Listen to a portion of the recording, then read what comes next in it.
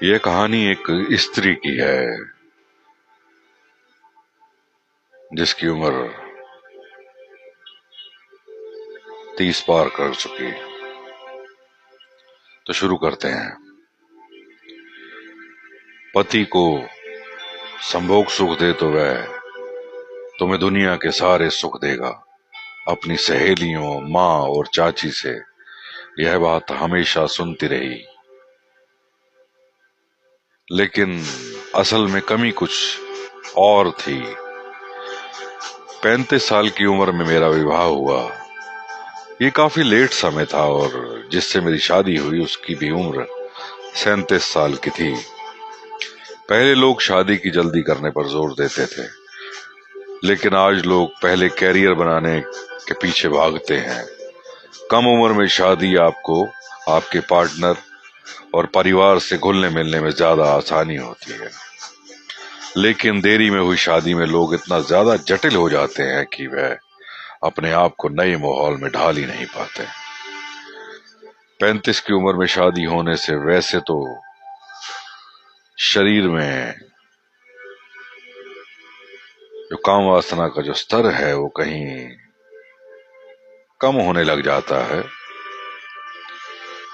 रही सही कसर 37 के पुरुष के अंदर भी नहीं बचती है तो एक बात, वो साथ। जब मेरी शादी हुई तो मुझे पता चला कि जिस व्यक्ति से मेरी शादी हो रही है वह काफी कम कमाता है। पर 35 साल की उम्र होने पर मेरी माँ को भी काफी चिंता होने लगी, और क्योंकि मेरे पापा की मृत्यु के समय से पहले ही हो गई थी। मैंने घर वालों को बात की तो लोगों ने बोला कि शादी करो नहीं तो उम्र निकल जाएगी। सहेली से बोला तो उसने बोला कि रात को बिस्तर पर पति को खुश कर रखो तो खुद मेहनत कर के ज्यादा पैसे कमाएगा। सबकी बातों को ध्यान में रखकर मैंने शादी कर ली। बस दिमाग में एक ही बात थी, जो मुझे सिखाया गया था, जो मुझे पढ़ाया गया था। बार बार उस शब्द को मैं दोहराना उचित नहीं समझता, जो मैं पहले 2 बार दोहरा चुका। तो कंटिन्यू करते हैं इसको। सबकी बातों को ध्यान में रखकर मैंने उस शादी कर ली, लेकिन शादी के बाद पत्नी के साथ साथ एक पुरुष की जिंदगी में और चीज आती है, हम जिम्मेदारी के नाम से जानते हैं। जिनसे मेरी शादी हुई वो इस बात को जानते थे कि शादी से खुश नहीं हूं, क्योंकि मेरी आय कम है।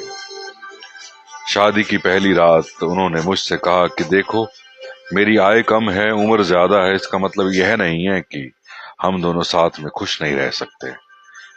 मैं तुम्हारे सभी संसाधनों की पूर्ति तो नहीं कर सकता, लेकिन इतने जरूर दे सकता हूं कि हमारी जिंदगी जो है वो अच्छे से चल पाए। और उस रात खाली यही बात हुई। ऐसे ही करते करते 20 से 22 दिन बीत गए। हम दोनों के बीच पति पत्नी वाला रिश्ता बन ही नहीं पाया। शायद उनके मन में मलाल था कि वो कम कमाते हैं। फिर सहेलियों से बात हुई, सबने वही बात करी कि खुश करो और तुम्हारी जरूरतें पूरी करता चला जाएगा। महीने के अंत में वेतन मिलना और 25,000 रुपए, जिसमें से 5,000 रुपए वो भविष्य के लिए रखकर मुझे 20,000 रुपए दे दिया करते थे, और बोला कि मेरी जरूरतें काफी सीमित हैं और यह पैसे तुम रख लो, अगर तुम्हें मुझे कोई जरूरत हुई तो मैं तुमसे मांग लूंगा। तुम अपने हिसाब से घर देख लो कैसे मैनेज करना है।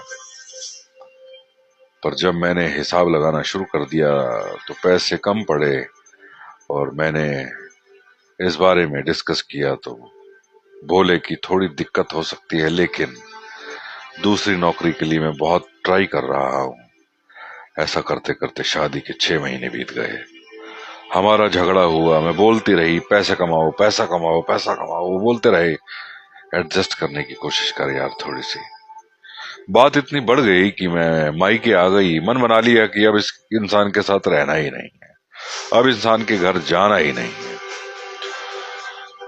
उन्होंने कई बार मुझे बुलाया और मेरे घर भी लेने आए। थक हार कर मैंने बोल दिया कि जिस दिन आप अच्छा कमाने लगेंगे उस दिन आ जाना, लेकिन लेने आप तो अभी पूरी तरह मेरा खर्चा भी नहीं उठा पाते। यह बात उन्हें कुछ बुरी सी लगी, क्योंकि गुस्से की वजह से मेरा बोलने का लहजा भी खराब हुआ था, और हमेशा से ही खराब था, क्योंकि मुझे सिखाया ही यही गया था, सहेलियों के द्वारा, चाची के द्वारा, चाचे के द्वारा, दोस्तों के द्वारा। लेकिन इस बार उस इंसान के गिरेबान को चोट पहुंची थी, गहरी चोट पहुंची थी। गहन पीड़ा में वो आ गया और वो वापस लौट गया, कभी लौट कर नहीं आया। बल्कि उन्होंने वकील से फोन करा कर बोल दिया, अगर तुम मुझसे अलग होना चाहती हो तो हो सकती हो। जिससे जान मेरा गुस्सा और भड़क गया और मुझे लगा जो इंसान मेरा खर्चा ही नहीं उठा सकता वो मुझे छोड़ने की धमकी दे रहा है। मैंने भी बोल दिया, नहीं रहना, जा। फिर हमारी हियरिंग हुई तो उन्होंने स्पष्ट बोला, सर मेरी तनख्वाह बहुत सीमित है, जिससे इन्हें आपत्ति है और इन्हें खुश नहीं रख पा रहा हूं, बस इससे ज्यादा और कुछ भी नहीं है बात। जजों ने मुझे समझाया, लेकिन ईगो की वजह से किसी की नहीं सुनी और कुछ समय बाद मेरा तलाक हो गया। तलाक के 6 महीने में मैं घर पर ही थी, लेकिन उसके बाद एक नौकरी की। मेरी उम्र 37 साल हो गई थी।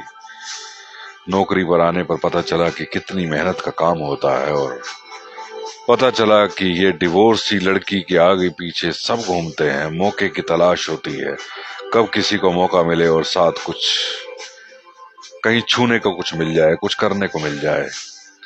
मेरी तनख्वाह 15,000 की है। समझ में आने लगा था कि नौकरी करना कितना कठिन है और कुछ भी चाहो लेकिन हमारे हाथ में कुछ भी नहीं है।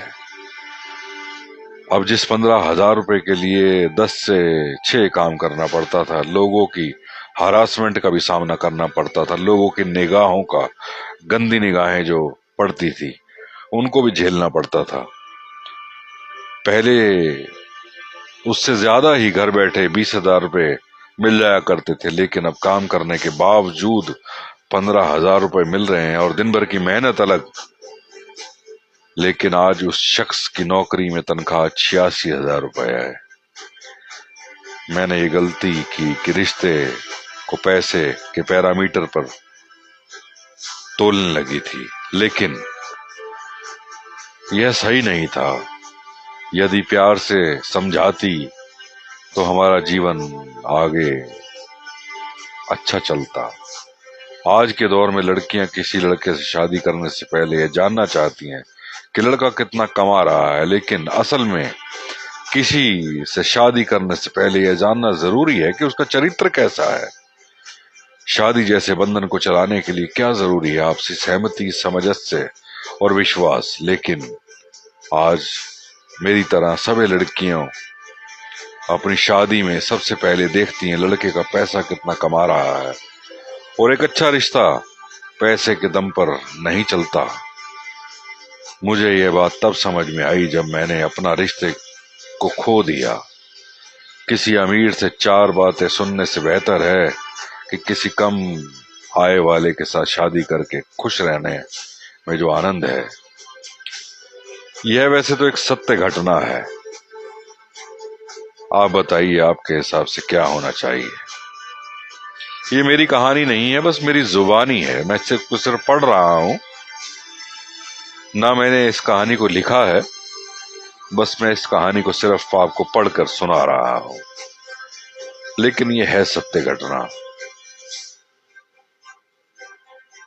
कहीं दिल को छू गई तो मुझे लगा कि शायद किसी का बिखरता हुआ घर जो है कहीं संभल जाए। बस इतना ही।